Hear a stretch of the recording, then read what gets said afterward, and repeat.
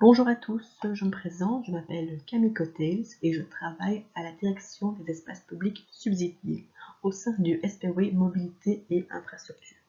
Je vais poursuivre ce webinaire en vous présentant les modalités pratiques de mise en œuvre du plan d'investissement Wallonie cyclable 2020-2021.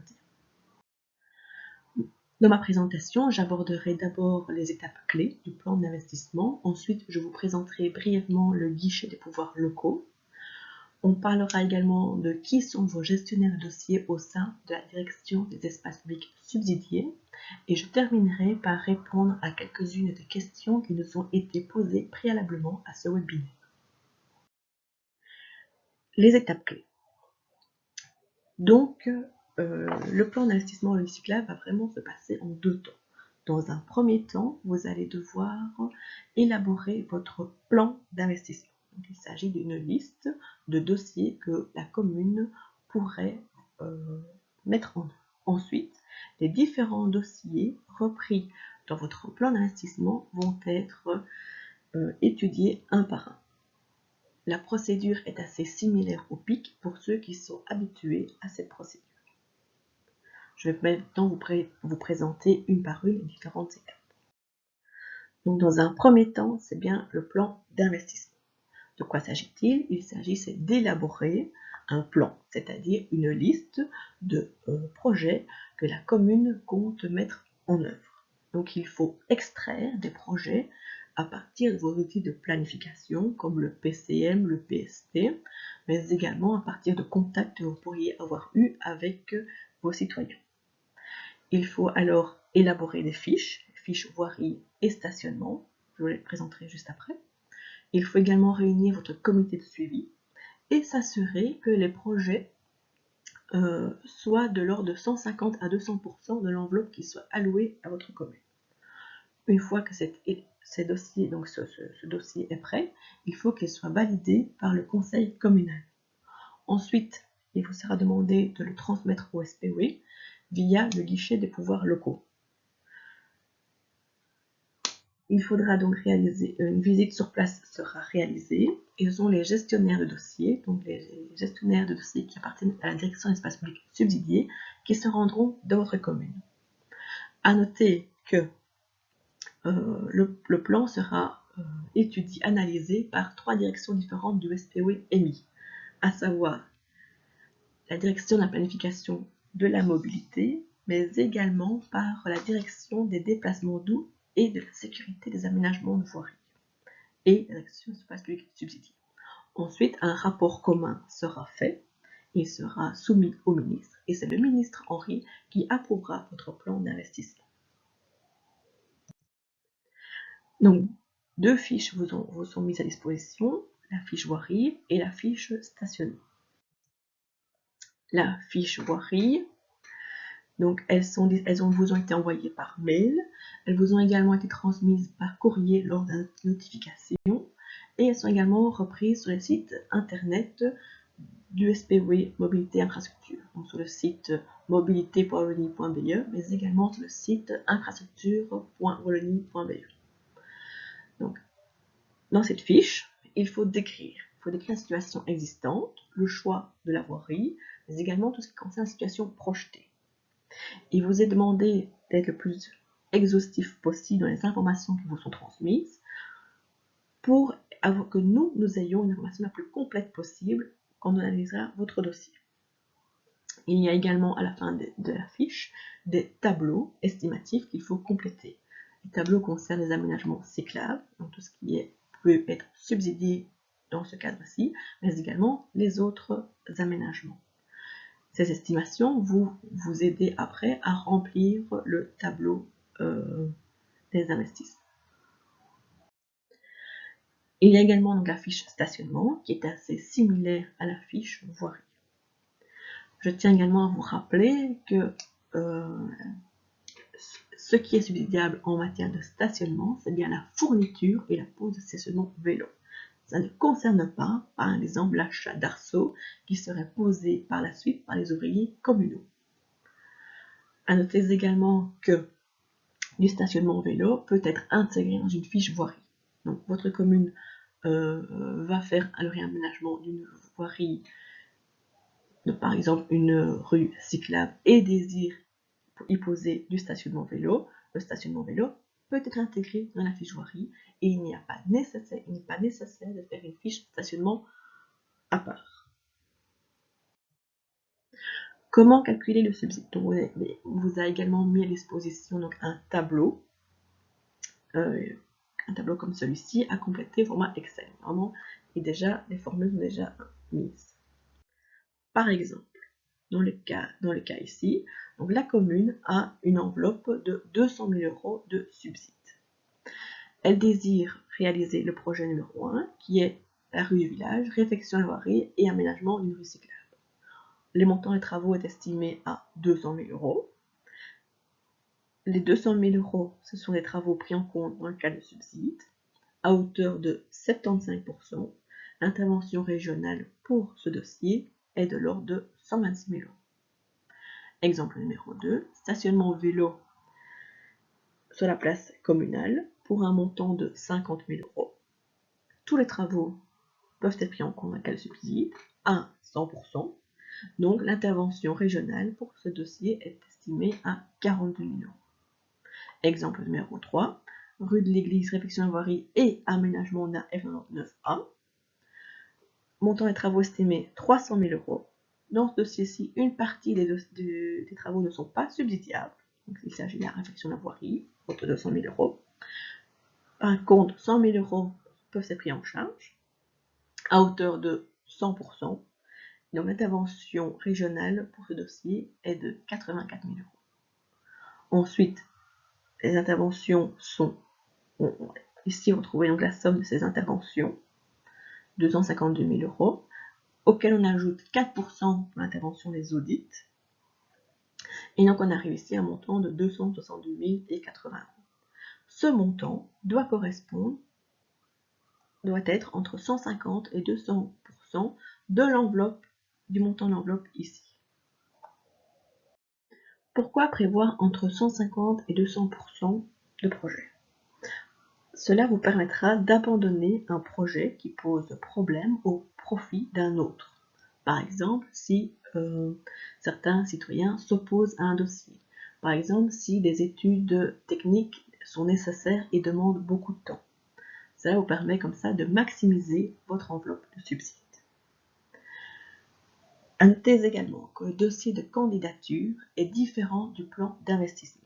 Même si dans votre dossier de candidature, vous avez déjà présenté un projet, ce n'est pas pour autant que ce projet a été approuvé. Vous devez quand même introduire un plan d'investissement.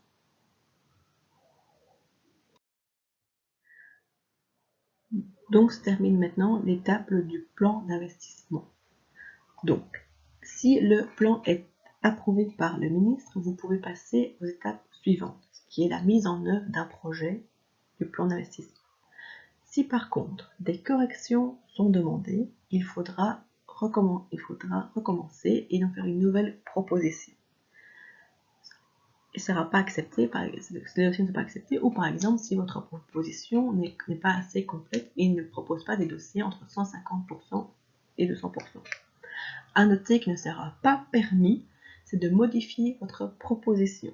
Donc si vous avez dans votre plan d'investissement décidé de faire les rues A, B et C et que par la suite vous comptez plus réaliser cette voirie mais d'autres voiries, ce ne sera pas permis. Il faut vraiment que votre plan d'investissement soit quelque chose qui a été décidé et soit mis en œuvre.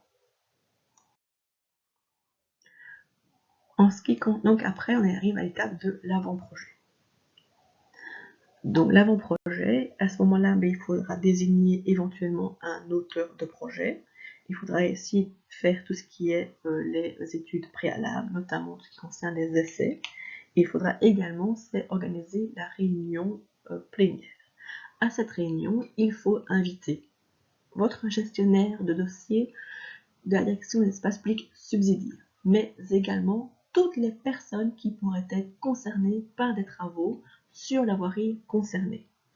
Ça peut être les impétrants. Peut-être devront-ils intervenir sur cette voirie également et profiteront des travaux que vous allez réaliser. Ça peut également être le tech. Mais ça peut aussi être d'autres personnes qui pourraient intervenir sur cette voie. Ensuite vient l'étape du projet. Donc lors de la réunion d'avant-projet, vous avez réuni toutes les informations et maintenant vous pouvez élaborer votre cahier des charges, votre maîtrise et terminer l'élaboration des plans. Tous ces documents doivent être approuvés par votre conseil communal qui approuve le projet, choisit le mode de passation et fixe les conditions de marché. Ensuite, une fois que ça a été approuvé par le conseil communal, il faut introduire votre projet sur le guichet des pouvoirs locaux pour avis. Ensuite, si vous avez reçu un avis positif, vous pouvez passer à l'étape ultérieure qui est l'attribution. Par contre, si vous avez reçu un avis négatif, il faudra revoir votre projet et alors le réintroduire via le guichet des pouvoirs locaux toujours. Vient l'étape donc de l'attribution, donc il y a le lancement de la procédure d'attribution, et il vous est demandé de attribuer tous les marchés pour le 31 décembre 2022. Une fois l'attribution faite, vous devez donc introduire votre dossier d'attribution sur les guichets pouvoirs locaux pour avis. L'avis sera rendu par le SPOE émis si vous venez en dessous du seuil, mais également par le SPOE IAS si nous sommes au-dessus du seuil. Pareil, si votre dossier est approuvé, vous pouvez passer à l'étape prochaine. S'il n'est pas approuvé, les corrections doivent être apportées, mais toujours avoir bien en tête que les attributions doivent être faites pour le 31 décembre 2022. Ensuite vient l'étape de l'exécution et du décompte. Donc, notification du marché, organisation de la réunion d'avant-travaux, réception des travaux, approbation du décompte et ensuite introduction de tous les décomptes au plus tard pour le 31 décembre 2024. Donc, première étape, donc le plan d'investissement. Donc la date du 1er octobre a été signalée. Cette date est à titre indicatif. Plus tôt vous nous transmettez votre plan d'investissement, mais plus vous avez du temps après pour mettre en œuvre vos différents projets. Ici, le temps d'instruction entre le dépôt de votre plan d'investissement et l'approbation du ministre, il faut compter 2 mois. Les autres échéances sont donc le 30 juin 2022 pour introduire vos projets, le 31 décembre 2022 pour les attributions, et le 31 décembre 2024 pour l'introduction de tous les décomptes de vos dossiers. Le temps d'instruction pour la phase projet et la phase attribution, il faut compter une trentaine de jours. Donc vous avez bien en tête maintenant les échéances. Donc il vous a évidemment conseillé d'avoir plusieurs dossiers à travailler en parallèle. Donc ne pas de travailler un dossier à la fois, donc plusieurs dossiers en parallèle, et également voir s'il n'y a pas des actions que vous pouvez mener en parallèle au sein d'un dossier.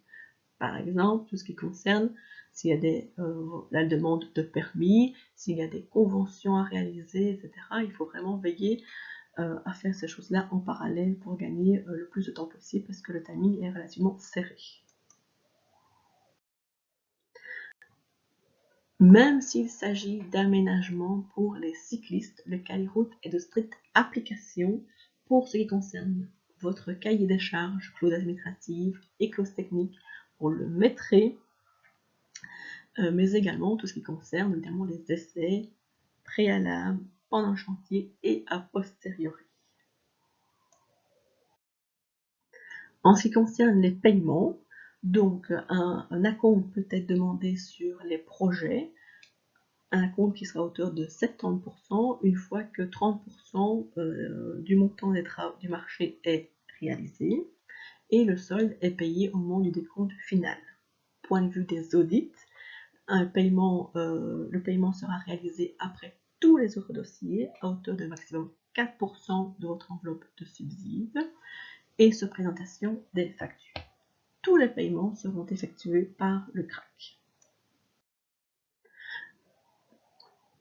Toutes les communications officielles doivent être faites via le guichet de pouvoirs locaux.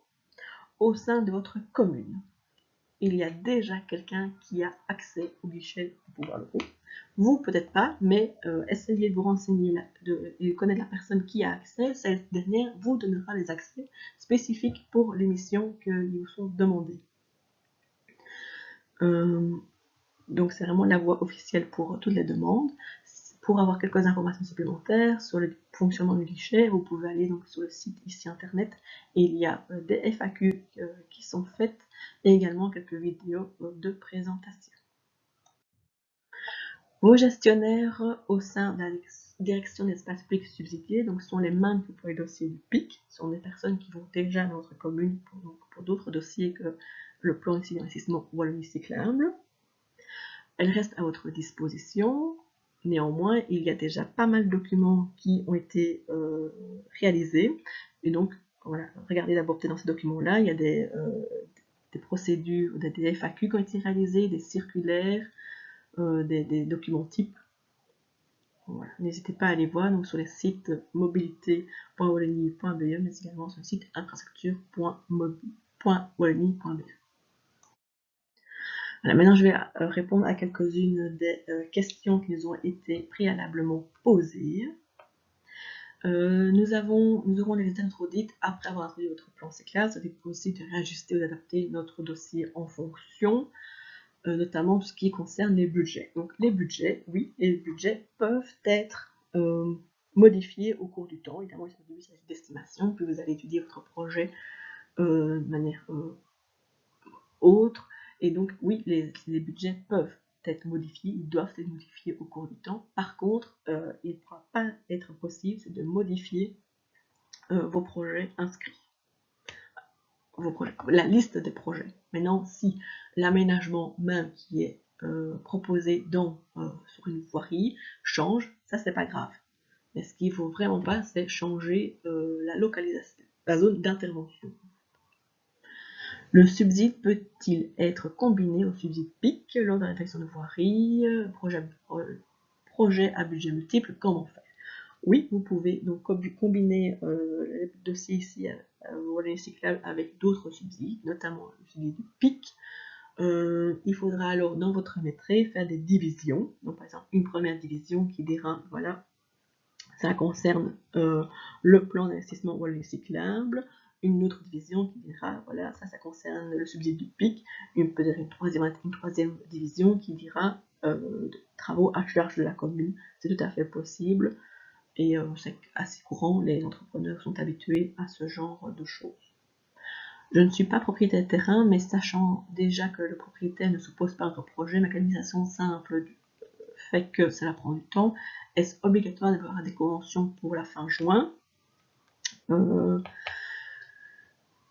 Oui, il faut absolument des conventions, parce que même si aujourd'hui vous avez un accord oral, on n'est jamais sûr que le propriétaire ne va pas se rétracter. Donc il faut essayer d'avoir ces conventions le plus tôt possible. On ne sait jamais ce qui pourrait arriver. Et aussi, parfois aussi dans les conventions, certains propriétaires mettent des conditions, donc c'est aussi important de connaître ces conditions le plus tôt possible pour pouvoir les intégrer dans votre projet. Études techniques à réaliser seront toujours dans les temps. J'ai envie de dire, ça dépend un peu des études à réaliser. Voilà, soyez très vigilants au point de vue du timing et essayez, si jamais vos études venaient à prendre plus de temps, essayez quand même d'avoir d'autres dossiers si jamais ça n'aboutissait pas.